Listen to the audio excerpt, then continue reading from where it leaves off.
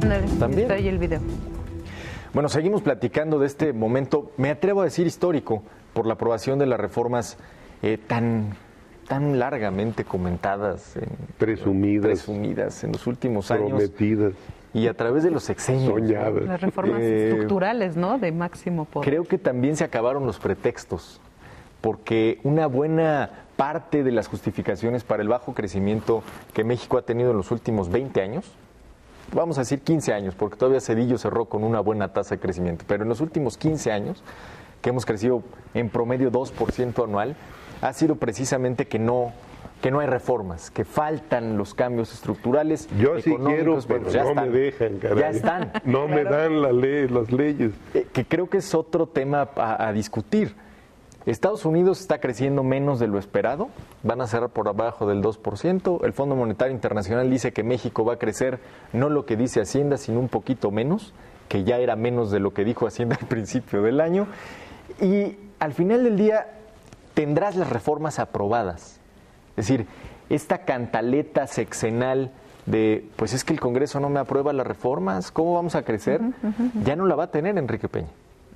Entonces, no sé, en su opinión, ¿cuál será la nueva justificación o por dónde ir cuando las cosas no avancen, ¿no? O no marchen como esperamos? Para eso del pretexto, los mexicanos tenemos una habilidad. Batería. No, claro, Un abanico de pretexto opciones. no faltará, no, sin duda alguna.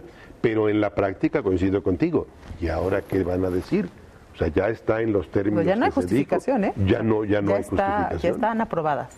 Lo que tanto se pedía y se esperaba en sexenios, ya se aprobó en este. Entonces ahora es trabajar en la implementación y en que los resultados sean lo que se espera y lo que quedó plasmado. Ahora, creo que también algo que tenemos que dimensionar un poco a la distancia es que por fin logramos aprovechar esas ventanas que nos abren los ciclos electorales para aprobar reformas, ¿no?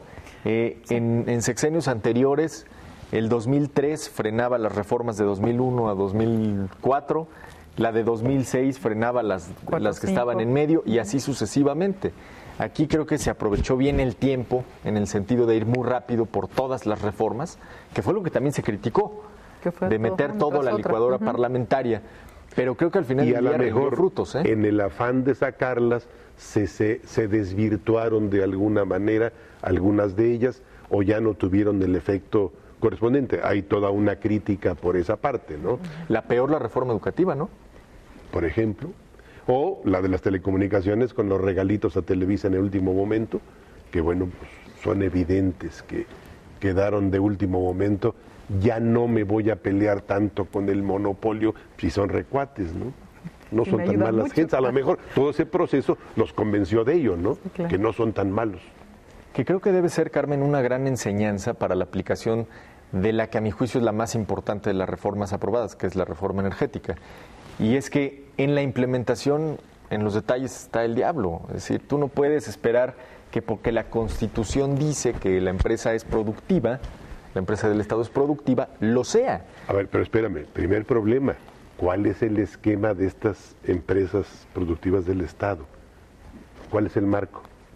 ¿Tú sabes? El término... Si lo sabes, platícalo porque... El término empresa productiva del Estado no lo acabamos de inventar. O sea, eso todavía falta todo el... Ahora, por eso precisamente bien la definición matiz, este significado de productiva, pues tiene que ver con algo mucho más sencillo y menos rollo jurídico, que es, tú tienes tantos trabajadores, tienes que trabajar a tal nivel, tú tienes estos costos y produces estos barriles de petróleo. No hay mucha más ciencia. Pero entonces, ¿para qué le pones del Estado? Es una empresa como cualquier otra. O sea, si tu esquema es tan simple como tratar de producir al menor costo, o sea, ¿dónde está el tinte del Estado? O sea, yo creo que es evidente que al momento que dices tú que es una empresa del Estado, tiene que tener una orientación diversa que una empresa particular. O sea, ¿en dónde está este matiz estatal, esta defensa del interés para salvaguardar este pavor nacional de que Pemex se privatice? Creo que va por ahí. O sea, si me preguntan, digo que es así, pero al final del día, el fondo... creo que tenemos que compararnos, por ejemplo, con Petrobras en Brasil, en el sentido de que ellos, con muchos menos trabajadores, producen más barriles de petróleo. Ahí tienes una primera vara con que medirte. Entonces, creo que, regresando al tema inicial de esta mesa, pues lo que también tendríamos que medir en el nuevo contrato colectivo, en caso de darse, o en caso de que el pasivo laboral de Pemex se convierta en deuda pública, es que una empresa productiva del Estado también debe fijarse nuevas metas, valga la redundancia, de productividad para su planta laboral, porque Pemex en los últimos años ha sido la caja de los favores. Claro. Es decir, ¿cuántos de los trabajadores de petróleos mexicanos, que lo hemos dicho, todos nuestros respetos para los grandes técnicos e ingenieros petroleros de Pemex en este país, pero también debemos decir que ha sido un espacio, un reducto de favores políticos, de un sinfín de comisionados que se dedican no al petróleo, sino a la grilla? Claro. Que es igual lo más rentable, ¿eh? Y ahí el precio se mantiene más estable que el precio del petróleo. Primer punto, los favores en este país, todos, ninguno es gratuito, todos se cobran. O sea, el favor electoral, el apoyo electoral del sindicato, se paga y se paga bien. Desafortunadamente, el precio que se paga en su mayor parte va en beneficio de la cúpula laboral. Una parte le llega al trabajador, porque bueno, sí, las condiciones de los trabajadores de Pemex y los de Comisión Federal son condiciones bastante dignas, vamos a llamarle, pero la tajada grande se la lleva este otro nivel, que es lo que no me parece muy justo, ¿no? Pero lo que decía Pepe, a fin de cuentas, tomando el ejemplo de Petrobras, es entonces aplicarlo acá, y eso es lo que yo quiero pensar que se va a buscar, que dependiendo tu plataforma laboral, tu base laboral que tienes, lo que vas a producir va a ser tanto para que el beneficio hacia el país sea tanto. La cuestión está en cuánto vas a evaluar, digamos, esa productividad de los pasivos que realmente no están trabajando en las plataformas, no están trabajando en lo que son las instalaciones reales de Pemex, sino nada más están, como tú dices, cubriendo esos espacios que se ganaron por favores, ¿no? Que eso es lo que viene a desestabilizar mucho el presupuesto de Petróleos Mexicanos. Ahí creo que habrá un incentivo más allá de la decisión política del gobierno y de Pemex, porque creo que sería políticamente muy costoso, y así creo que lo han evaluado, el arrancar la reforma con una serie de despidos a los comisionados. Eso no va a suceder, ya he escuchado que no lo van a hacer. Ahora, creo que el gran incentivo para los grandes trabajadores de Pemex, para los calificados, para los que se han capacitado, etcétera, es que hoy van a tener un nuevo mercado y se los van a pelear. Es decir, los ingenieros petroleros en este país, con el nuevo mercado de energéticos, con los nuevos proyectos que se van a desarrollar, van a ser demandados, van a ser muy demandados. Entonces, creo que ahí es donde tendrán el mejor de los incentivos para ser más productivos. Ojalá. Pero otra vez, pues es la teoría, es lo que dice la Constitución, es lo que dicen las leyes secundarias.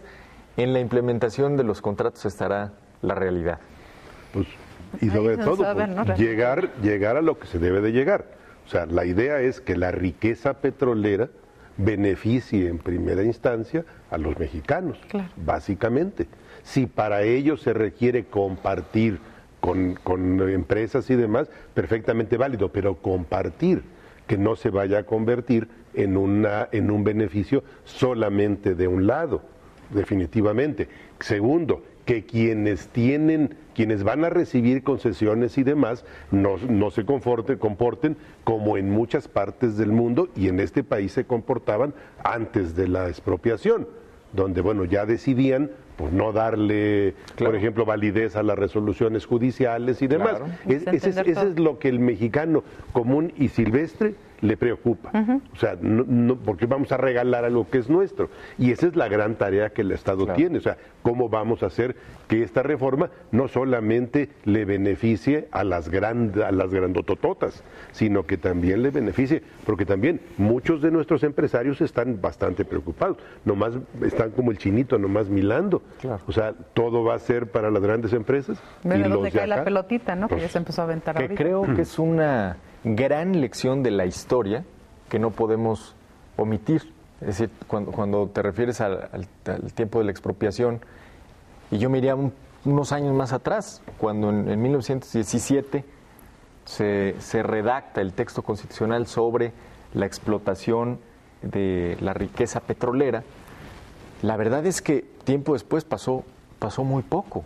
Es decir, las empresas petroleras extranjeras, particularmente británicas y norteamericanas, que explotaban el petróleo mexicano, siguieron tan cómodas porque aunque la Constitución dijera una cosa, ellos hacían lo que pues en 1923 firmamos una cosa que se llama los Tratados de Bucareli para que no fuera retroactivo el cambio constitucional, y hasta el 38 con la decisión de Cárdenas es que logramos afianzar la propiedad del Estado sobre la riqueza petrolera.